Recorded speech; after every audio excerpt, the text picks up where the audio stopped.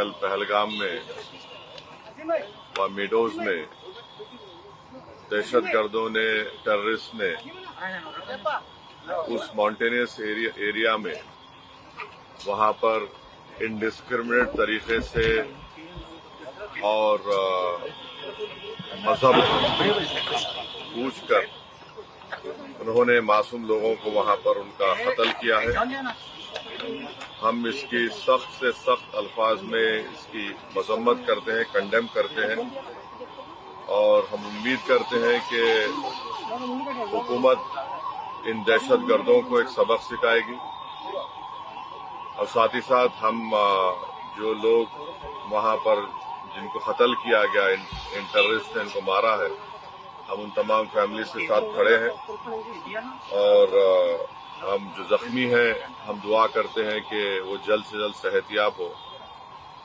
दूसरी अहम बात यह है कि ये एक इंटेलिजेंस फेलियर भी है और हुकूमत को, नरेंद्र मोदी हुकूमत को देखना है कि उनकी डिटरेंस पॉलिसी कितनी कामयाब हो रही नहीं हो रही है। चौथी बात यह है कि उरी हुआ, पुलवामा हुआ, ये उरी और पुलवामा से ज्यादा कंडेमनेबल इंसिडेंट है ये, क्योंकि जो सिविलियन लोग हैं वहां पर जाकर ये टेररिस्ट जो हमारे पड़ोसी मुल्क से जरूर आए हैं और वहां से आकर यहां पर हमारी सरजमीन पर मासूम लोगों को उनकी जान लेते हैं और बड़ा दर्दनाक वाकया है ये, बल्कि ये मैसेकर है और हम नरेंद्र मोदी हुकूमत से इस बात का डिमांड करते हैं कि वो अकाउंटेबिलिटी किसकी है फिक्स करें, डिटरेंस पॉलिसी को अपने देखें और उरी और पुलवामा से बड़ा इंसिडेंट है और उम्मीद करते हैं कि हुकूमत इन तमाम जालिमों को सबक सिखाएगी और इनको जो लोग मरे हैं उनसे इंसाफ होगा और एमआईएम पार्टी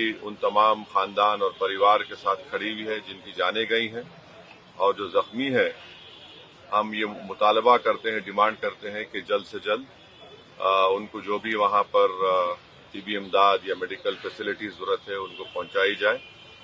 और ये कंडेमनेबल इंसिडेंट है, इसमें कश्मीर में टूरिज्म इंडस्ट्री को बहुत बड़ा इससे नुकसान पहुंचाने की कोशिश की जा रही है और ये टेररिस्ट जो आए हैं पड़ोसी मुल्क से, इनका एक ही मकसद है कि टेरर फैलाया जाए, मासूम लोगों की जान ली जाए और ये इनका एक तरीके से वहां से आना यहाँ पर हमारी सरजमीन पर और आकर इस इलाके को चूज करना, क्योंकि आप टेरेन आप देखेंगे पहलगाम में वो मेडोज जो है वहां पर घोड़े के ऊपर जाना पड़ता है आपको, तो रोड भी नहीं है।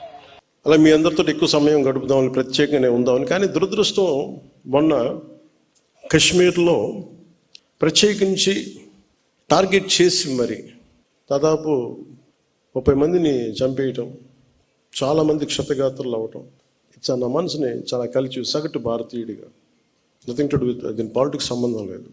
అది ఒక ఉగ్రవాది తోటా పేలితే కన్నీళ్లు భారతదేశం నలుమూల వస్తాయనడానికి మన రాష్ట్రం కూడా నిదర్శనం. ఎక్కడో వైజాగ్లో ఒక రిటైర్డ్ బ్యాంక్ ఎంప్లాయ్ ఆయన ప్రాణాలు కోల్పోయాడు. ఎక్కడో కావల్లో ఒక యువకుడు చనిపోయాడు. ఇది చాలా చాలా బాధ కలిగించింది మా అందరికీ, చాలామందితో పాటు నాకు బాధ కలిగించింది. అంటే గ్రామాలు should be a part of national integration. Panchayat should become a part of national integration. కశ్మీర్లో కావచ్చు, ఇంకో చోట కావచ్చు, ఎలాంటి జరిగినా గ్రామాల్లో ఉండేవాళ్ళు మాకెందుకు, మా సంబంధం లేదనుకుంటారు. గ్రామాలు రాజకీయాలకు కావచ్చు, పొలిటికల్ పార్టీస్ కావచ్చు, కులాలకు కావచ్చు, వర్గాలకు కావచ్చు, దానికి ఫౌండేషన్ కింద కాకుండా జాతీయ సమగ్రతకి పట్టుకొమ్మల వాళ్ళు పంచాయతీలు. అంటే ఇది మీకు ఎక్కడ ఏమైనా, ఎందుకంటే ప్రతి గ్రామం నుంచి ఎక్కడో చోట వస్తారు. ఎక్కడో శ్రీకాకుళంలో అత్యధికంగా ఉన్న ఒక పంచాయతీ నుంచిలో అత్యధికంగా సోల్జర్స్ వెళ్తారు అక్కడి నుంచి, ఒక పంచాయతీ నుంచి ప్రత్యేకించి. సో పంచాయతీలని ఎలా బలోపేతం చేయాలని ఒక ఉద్దేశంలో మొన్న ఆ సంఘటన జరిగిన తర్వాత దాని గురించి చాలా ఆలోచిస్తూ ఉంటే నాకు ఒకటే అనిపించింది. ఒక రాజకీయ నాయకుడు ఊరు లేదు, పేరు లేదు, ఉండదు, వాళ్ళ కుటుంబానికి తెలియచ్చు, కానీ ఆయన విగ్రహాలు పెట్టేస్తారు. ఏదన్నా విగ్రహాలు పోతే గోల్ చేసేస్తారు. కానీ ఏ దేశం అయితే మనకు ఆధారం ఇచ్చిందో, ఏ దేశం అయితే నీకు భారతీయుడని ఉనికిచ్చిందో, ఆ భారతదేశాన్ని స్మరించుకునే ఒక ఏ చిహ్నం లేదు, ఎలాంటి చిహ్నం ఉండదు, గుర్తుండదు. అందుకని నేను ఈరోజు నా ప్రతిపాదన ఉన్నతాధికారులందరికీ, శశిభూషణ్ గారికి కానీ, ఇక్కడున్న కమిషనర్ గారికి కానీ, అందరికి అందరికీ ప్రతి పంచాయతీలో జాతీయ సమగ్రత ప్రాంగణం అనేది చాలా చాలా అవసరం. దాంట్లో జాతీయ సమగ్రత స్తూపం, అది మీరు 1000 గజాల్లో పెడతారా, ఎకరంలో పెడతారా, ఇంకెక్కువలో పెడతారా, ఆ పంచాయతీలను బట్టి కనీసం ప్రతి చోట 13,326 పంచాయతీల్లో 13,326 జాతీయ సమగ్రత ప్రాంగణాలు ఉండాలి. 13,326 జాతీయ సమగ్రత స్తూపాలు ఉండాలి. ఇది దయచేసి దీన్ని ఎలా తీసుకెళ్తాం, దీనికి కావాలంటే నేను క్యాబినెట్లో కూర్చొని గౌరవ ముఖ్యమంత్రి చంద్రబాబు నాయుడు గారితో మాట్లాడి, అవసరమైతే కేంద్ర ప్రభుత్వంతో మాట్లాడి, ఇది చాలా చాలా అవసరం ఇప్పుడున్న పరిస్థితుల్లో.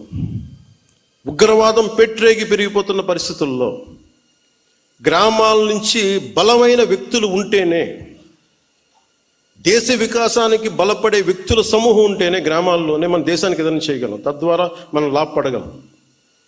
మనకి ఉనికినిచ్చిన మన దేశం తాలూకు మనం భాగస్వాములు కాకపోతే, ఇది నాకు సంబంధం లేదు, నా కులం కాదు, నా పార్టీ కాదు, మా ఏరియా కాదు అనుకుంటే అలా కుదరదు.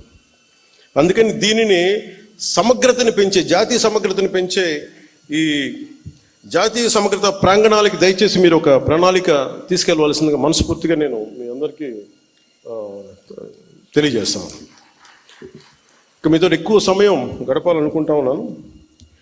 కానీ నాకున్న ఒక 2 నిన్న కాశ్మీర్లో చనిపోయిన వ్యక్తుల్లో మన ఆంధ్రప్రదేశ్ చెందిన వాళ్ళు 2 ఉన్నారు. ఈ బాధ్యతలు నేను కూడా వెళ్ళి వారి క్రిమేషన్లో, వారికి దహన కార్యక్రమాల్లో పాల్గొనాలని నిర్ణయించబడింది. అందువల్ల దానికి బయలుదేరుతున్నాను. లేదంటే మీతోటి మీ అందరి కూర్చొని ఉండేవాడిని ఎక్కువసేపు. కాకపోతే నాకు ఇంకా ఏ ఫ్లైట్ ఏం లేదు ఎక్కడికి వెళ్ళడానికి, దారిలోనే వెళ్ళాలి 200 కిలోమీటర్లు ఇక్కడి నుంచి.